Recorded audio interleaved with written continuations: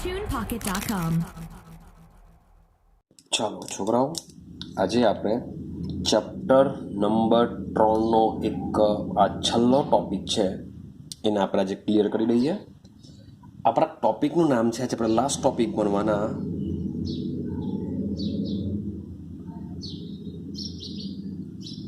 આવર્તી વલણ અને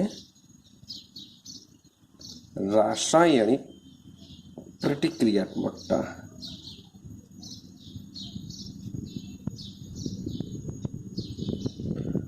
તો આજે આપણે ભણીશું આવર્તી વલણ અને રાસાયણિક પ્રતિક્રિયાત્મકતા વિશે ભણીશું.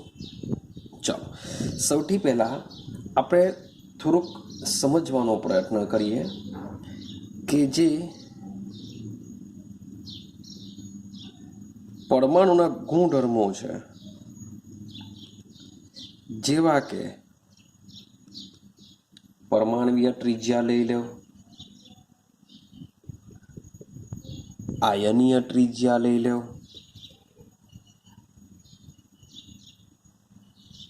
આયનીકરણ, એન્થાલ્પી લઈ લો, ઇલેક્ટ્રોન પ્રાપ્તિ એન્થાલ્પી લઈ લો, અને આપણે ભણીને આવ્યા સંયોજકતા. તો પરમાણુના આ જે ગુણધર્મ છે એ બધા ગુણધર્મોનો આપણે અભ્યાસ કરીને આવ્યા છે. એટલે કે આ બધા જ ગુણધર્મોમાં આપણે કેમેસ્ટ્રીની ભાષામાં જો વાત કરીએ તો આવર્તી વલણોનો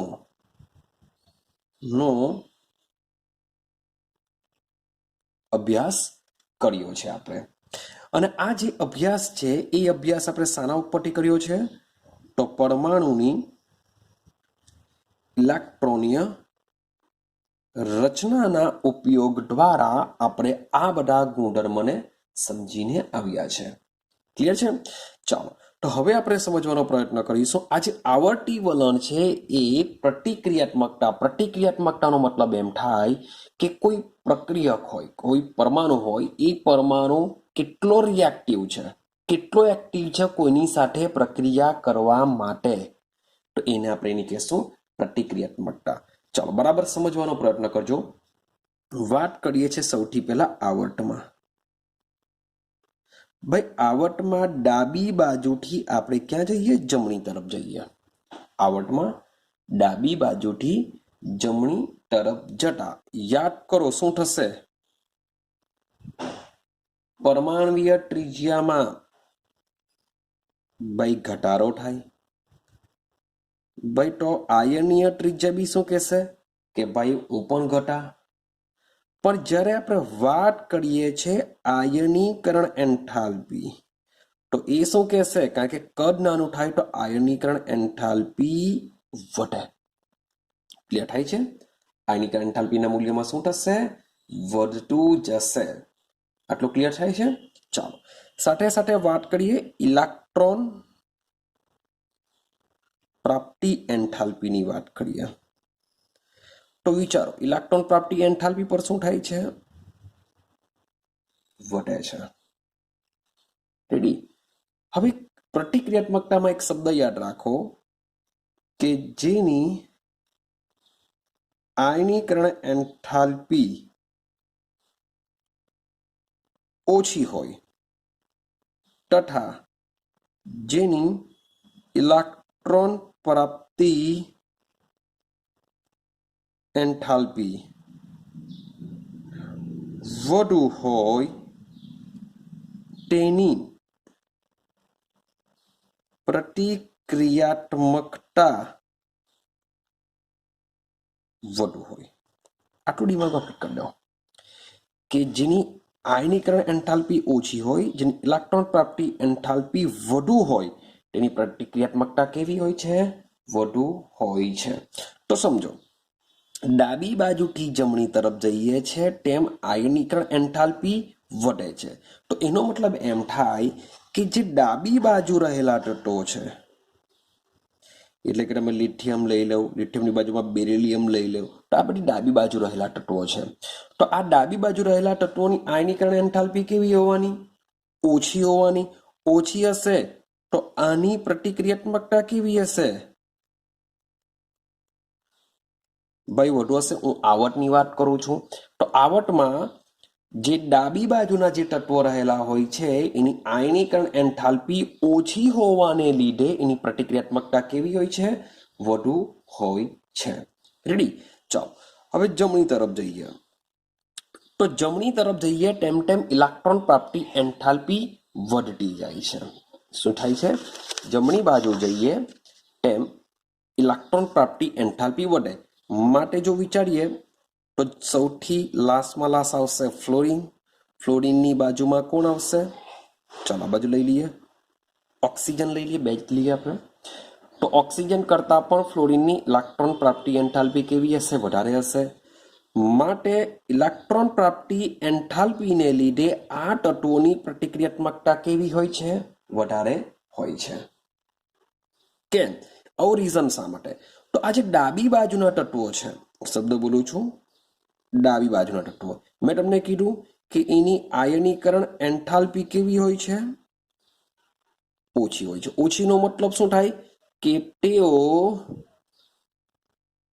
સરળતાથી શું કરશે? ઇલેક્ટ્રોન ગુમાવે છે. ખૂબ જ ઇઝીલી શું કરી શકે છે? ઇલેક્ટ્રોન ગુમાવી શકે છે. માટે જ કીધું કે તેમની આયનીકરણ એન્થાલ્પી કેવી હોય છે? ઓછી હોય છે. માટે સરળતાથી ઇલેક્ટ્રોન ગુમાવીને શું બનાવી દેશે? ધન આયન બની શકે છે. આથી જ તેઓની પ્રતિક્રિયાત્મકતા કેવી હોય છે? વધારે હોય છે. હવે વાત કરીએ જમણી બાજુ. હવે જમણી બાજુના જે તત્વો છે, માની લો કે ફ્લોરિન છે.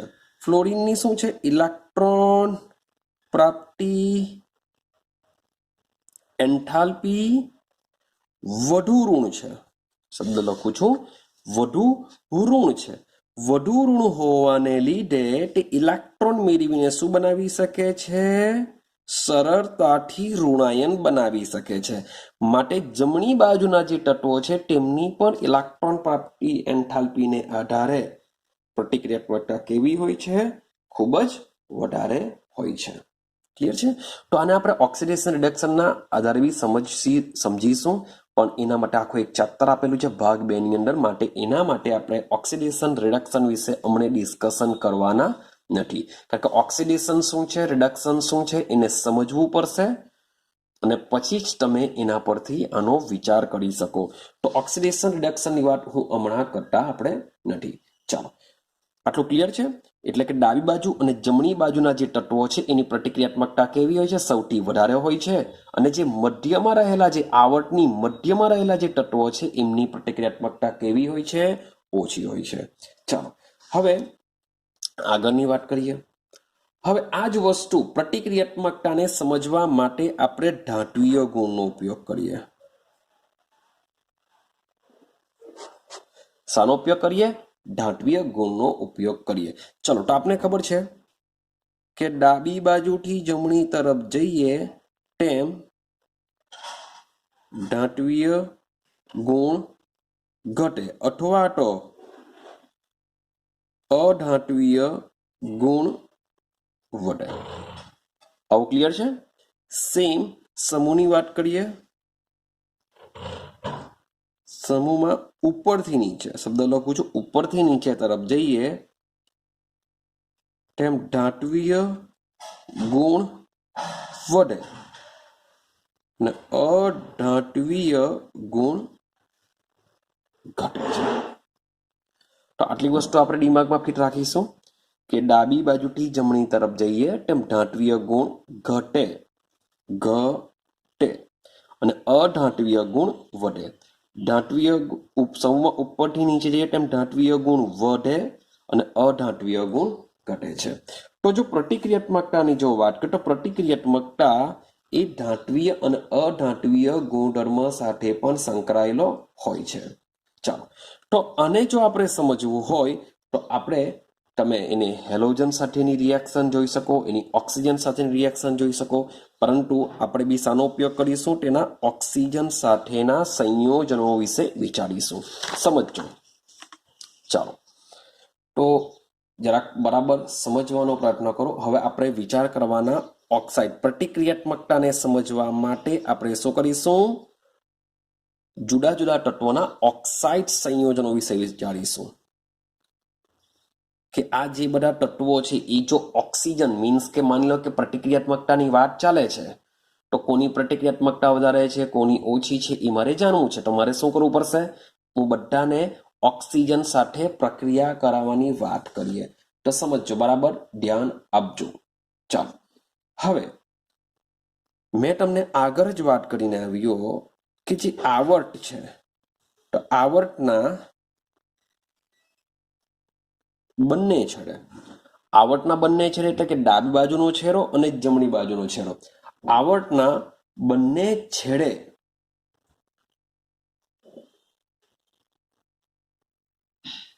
જે પ્રતિક્રિયાત્મકતા છે એ પ્રતિક્રિયાત્મકતા કેવી છે? ખૂબ જ વધુ હોય છે. એટલે કે ડાબી બાજુના જે છેડાના જે શરૂઆતના તત્વો છે, જમણી બાજુના છેડાના જે અંતના તત્વો છે, એવા તત્વોની પ્રતિક્રિયાત્મકતા કેવી હોય છે? વધુ હોય છે. ચાલો, તો આ જે પ્રતિક્રિયાત્મક જે તત્વોની વધુ હોય છે તે ખૂબ જ સરળતાથી ઓક્સિજન સાથે શું કરી શકે છે? પ્રક્રિયા કરીને ઓક્સાઇડ સંયોજનો બનાવી શકે છે. શું કરી શકે છે? તેના ઓક્સાઇડ સંયોજનો બનાવી શકે છે. જેમ કે માની લો કે ડાબી બાજુના તત્વોની વાત કરો તો ડાબી બાજુના તત્વો કોણ હશે? ભાઈ લિથિયમ લઈ લો, બેરિલિયમ લઈ લો, સોડિયમ લઈ લો, ભાઈ પોટેશિયમ લઈ લો. તો આ બધા તત્વો કઈ બાજુમાં આવેલા છે? ડાબી બાજુના આવેલા હોય છે. તો આ જે બધા તત્વો છે એ શું કરશે? જેમ કે આ સમૂહ એકના તત્વોની જો વાત કરીએ તો સમૂહ એકના તત્વો બનાવશે, એના માટે મેટલ એમ લઈ લો, M2O પ્રકારનો ઓક્સાઇડ બનાવશે. હવે આમાં ભાઈ હજુ પણ સમથિંગ ડિફરન્ટ આવશે. જ્યારે એની વાત કરીશું ત્યારે જ વાત કરીશું કે ભાઈ પોટેશિયમ સુપર ઓક્સાઇડ બનાવે, સોડિયમ સાદો ઓક્સાઇડ બનાવે, લિથિયમ મોનોક્સાઇડ બનાવે. એ વાત જ્યારે એસ વિભાગના તત્વોની કરીશું ત્યારે કરીશું. હમણાં માત્ર લખીએ છીએ M2O પ્રકારના ઓક્સાઇડ બનાવે છે. ક્લિયર છે? ચાલો, હવે બેરિલિયમની વાત કરીએ તો જે બેરિલિયમ છે એ શું કરશે? સમૂહ 2 ના જે તત્વો છે એ BeO પ્રકારના ઓક્સાઇડ બનાવે છે. હવે જમણી બાજુના તત્વોની વાત કરીએ. આ ડાબી બાજુના તત્વો હું વાત કરું છું. જમણી બાજુના તત્વો માની લો Cl છે તો Cl શું કરશે? Cl2O7 પ્રકારનું સંયોજન બનાવે છે. જે શું બનાવે છે? Cl2O7 પ્રકારનું સંયોજન બનાવે છે. હવે સમજો, આ જે ડાબી બાજુના તત્વો છે કોણ હોય છે? ધાતુ હોય છે. જે જમણી બાજુના તત્વો હોય છે કોણ હોય છે? અધાતુ હોય છે. તો આ શું હોય છે? ધાતુના ઓક્સાઇડ કહેવાશે. આને શું કહેવાશે? ધાતુના ઓક્સાઇડ. અને આને શું કહેવાશે? અધાતુના ઓક્સાઇડ. હવે સમજો, એક શબ્દ યાદ રાખવાનો છે તમારે, સરમાં યાદ રાખવા જેવું કંઈ છે નથી, યાદ રહી જ જશે. આનો મતલબ શું થાય?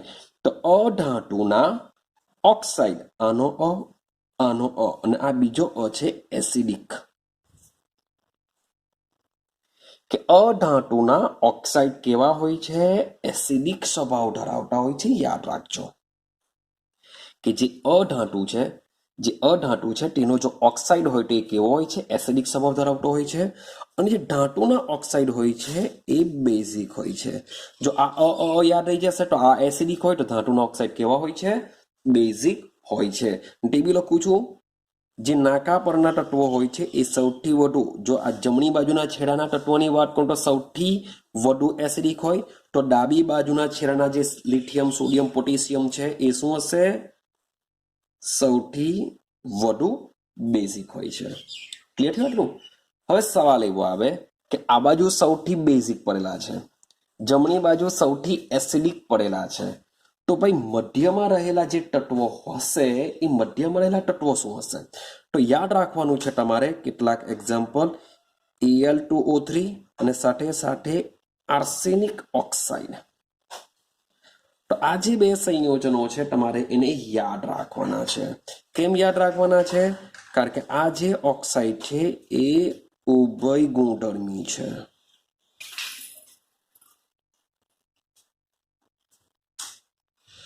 શું છે? ઉભય ગુણધર્મી ઓક્સાઇડ. જેનો મતલબ શું થાય કે ભાઈ ઉભય ગુણધર્મીનો મતલબ એમ થાય કે એસિડિક અને બેઝિક બંનેના લક્ષણો ધરાવે છે. એસિડિક અને બેઝિક બંનેના લક્ષણો ધરાવે છે અથવા બંને તરીકે વર્તી શકે છે. જો માન લો કે આની સાથે કોઈ બેઝ પ્રક્રિયા કરવા માટે આવે તો આ જે છે એ એસિડ તરીકે વર્તે છે.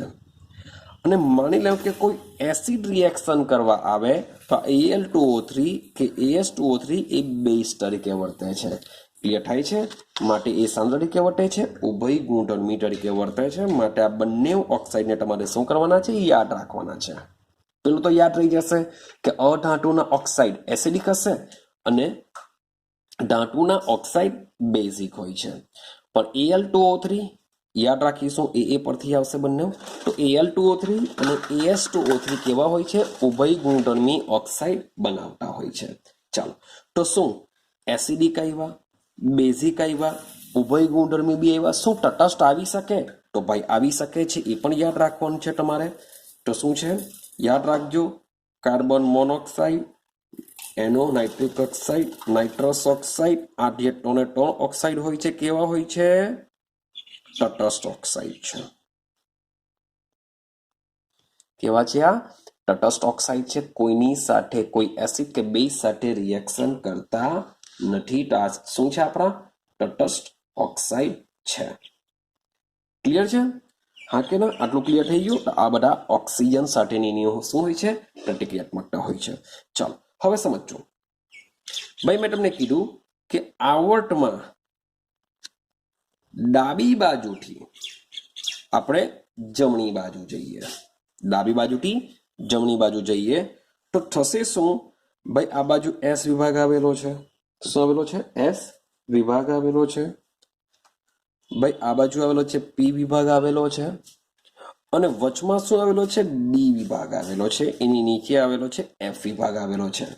આ રીતના આવેલું હોય છે. તો સમજો, તો ડાબી બાજુથી જમણી તરફ તમે જે ડી વિભાગ છે એ ડી વિભાગમાં બી એકચ્યુઅલી 3D શ્રેણી આવે. પહેલામાં પહેલી કઈ શ્રેણી આવશે? 3D શ્રેણી આવશે. તો આ જે 3D શ્રેણી છે એ 3D શ્રેણીના તત્વોની પરમાણ્વીય ત્રિજ્યામાં થતો ફેરફાર, પરમાણ્વીય ત્રિજ્યામાં થતો ફેરફાર બહુ જ ઓછો હોય છે કમ્પેરિઝન ટુ એસ અને પી. કારણ કે આપણે આવર્તમાં ડાબી બાજુથી જમણી તરફ જઈએ તો પરમાણ્વીય ત્રિજ્યામાં ઘટાડો થાય છે.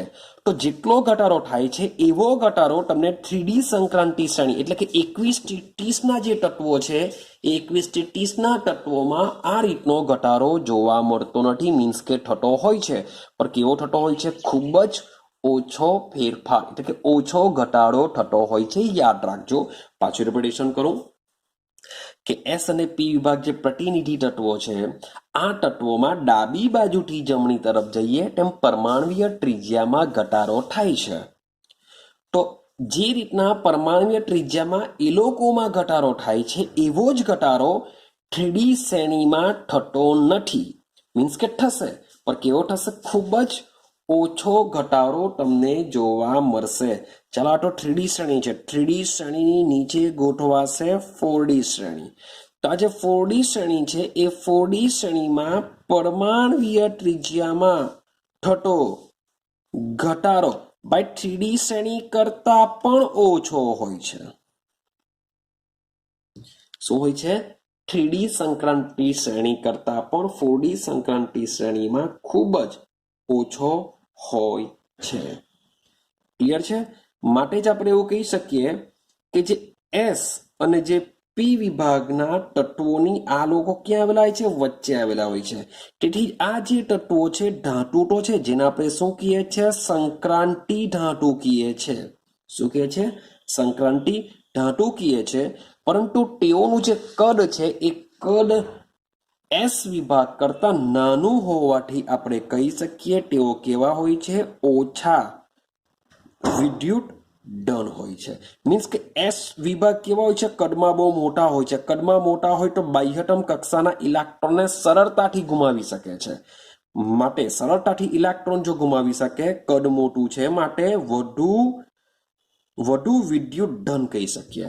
જ્યારે આ લોકોનું કદ એની કમ્પેરિઝનમાં નાનું છે, માટે ઇલેક્ટ્રોનને દૂર કરવા માટે આયનીકરણ એન્થાલ્પી વધારે આપવી પડતી હોય છે કમ્પેરિઝન ટુ એસ વિભાગ. માટે તેઓ કેવા હોય છે? ઓછા વિદ્યુત ધન હોય છે. ક્લિયર છે? ચાલો હવે એક બીજી વસ્તુ સમજો કે આ જે આપણા મુખ્ય સમૂહ છે એસ અને જે પી વિભાગ છે, મુખ્ય સમૂહ કહેવાશે એને.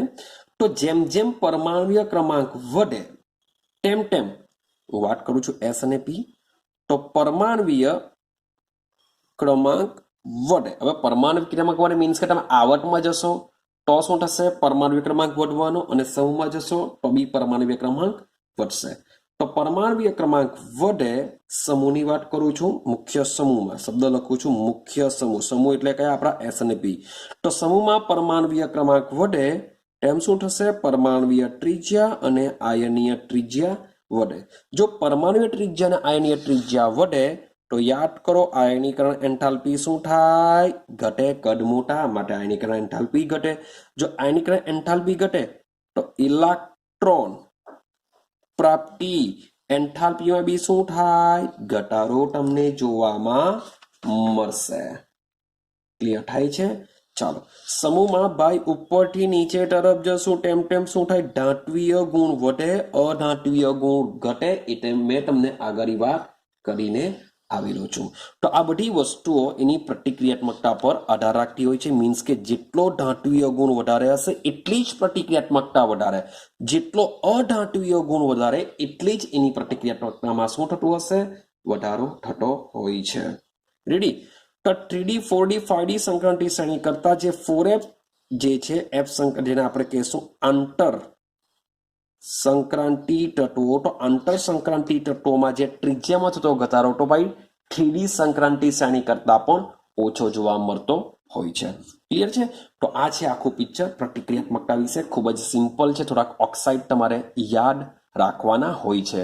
બાકી તો મોટે ભાગે ધાત્વિય ગુણધર્મ છે, અધાત્વિય, એટલું યાદ રાખવાનું છે કે જે સૌથી વધુ ધાત્વિય ગુણ ધરાવતો હશે એની પ્રતિક્રિયાત્મકતા વધુ, જે સૌથી વધુ અધાત્વિય ગુણ ધરાવતો હશે તેની પ્રતિક્રિયાત્મકતા વધુ. ક્લિયર છે? બસ આટલું ખાલી દિમાગમાં યાદ રાખજો. હવે એક બીજો કોયડો છે, આપણે કોયડો સોલ્વ કરીએ. કે માની લો કે પાણી સાથેની પ્રક્રિયાથી આપણે કીધું કે ધાતુના ઓક્સાઇડ કેવા હોય છે? સોડિયમ ધાતુ છે, આયનો ઓક્સાઇડ છે, અને સાથે સાથે મેં કીધું કે અધાતુના ઓક્સાઇડ શું હોય છે? બેઝ હોય છે. અધાતુના ઓક્સાઇડ એસિડિક હોય છે, ધાતુના ઓક્સાઇડ બેઝિક હોય છે. તો ખબર કેવી રીતના પડશે? તો સિમ્પલ એની રિએક્શન આપણે પાણી સાથે કરાવીશું. શાની સાથે કરાવીશું? પાણી સાથે.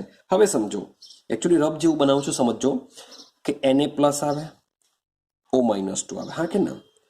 પાણીની વાત કરીએ તો પાણીમાં શું આવશે? H+ આવશે, OH- આવશે. તો સીધી સિમ્પલ વસ્તુ છે કે પ્લસ અને માઇનસ વચ્ચે એટ્રેક્શન થશે. એટ્રેક્શન થઈને એ લોકો શું બનાવી દેશે?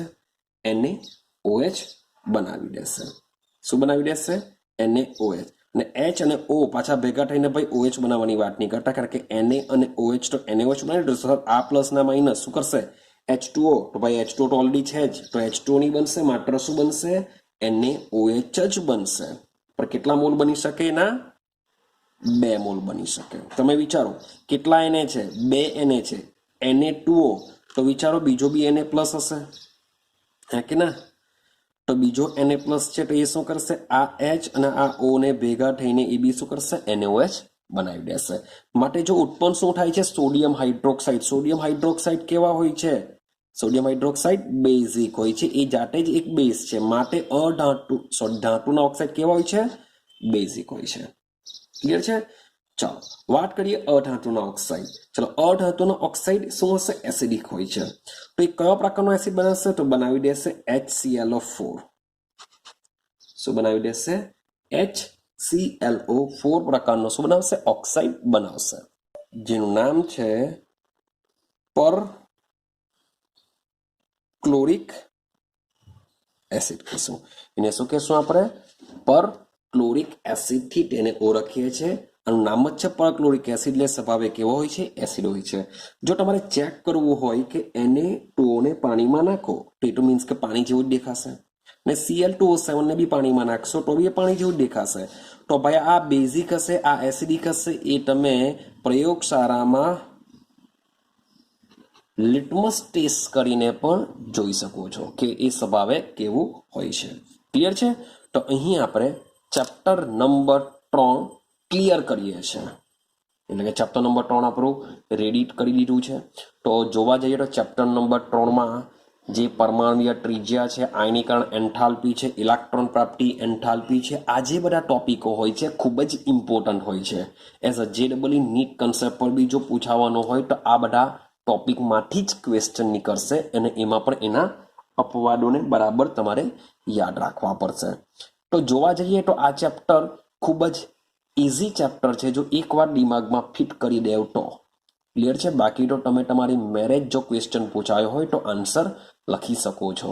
તો ઇઝી ચેપ્ટર છે અને દિમાગમાં ફિટ કરી દેજો.